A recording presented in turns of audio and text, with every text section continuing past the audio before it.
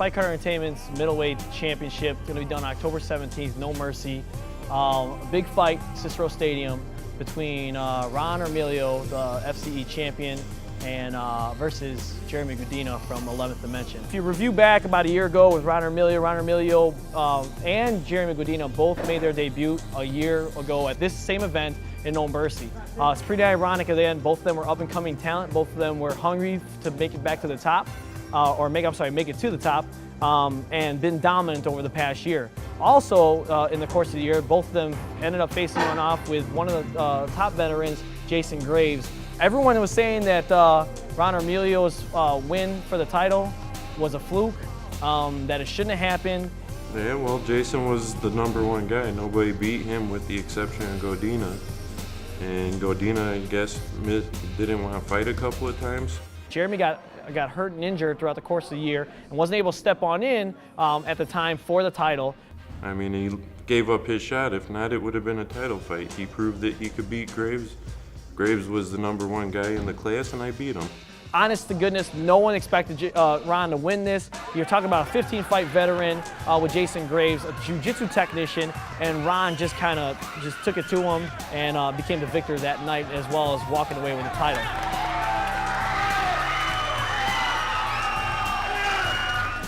Yeah, I was at the fight between Jason and Ron, and you know, I seen the fight.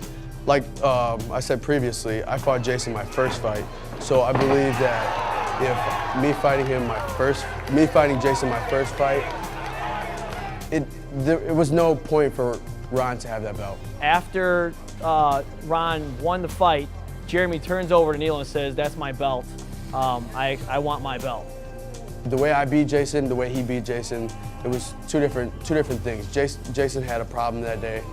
Jason had heart when he fought me, and so I looked at Nilo and I said, "That's my belt." I mean, plain and simple. I defeated Jason way better than that. That was my first fight, and I looked way better than that. So I knew it was my belt, and it's a long time coming.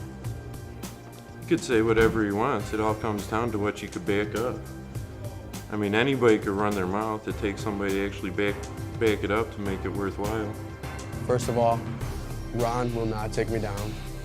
Second of all, if by the slightest bit I slip and I fall, Ron will not hold me down. I am a beast. I've wrestled my whole life. I do not stay on my back. I do not stay on my back. I am taught to get off of my back and to stand back up to my feet. So Ron can say whatever he wants. I mean, I'm not the type of person to talk. I'm a very, silent person, but when it gets to that, that moment where I have to fight, I am a beast. I think that it's going to be an all-out war.